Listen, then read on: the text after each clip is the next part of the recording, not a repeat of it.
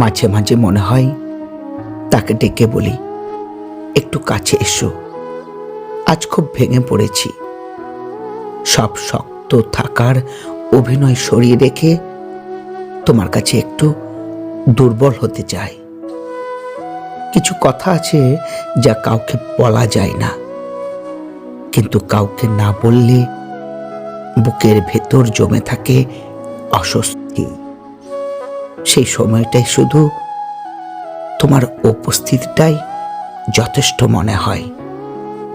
আমি কিছু চাই না তখন, কোনো সমাধানও না, শুধু চাই তুমি থাকো, আর আমি যাতে একটু কাঁদতে পারি নিশ্চিন্তে।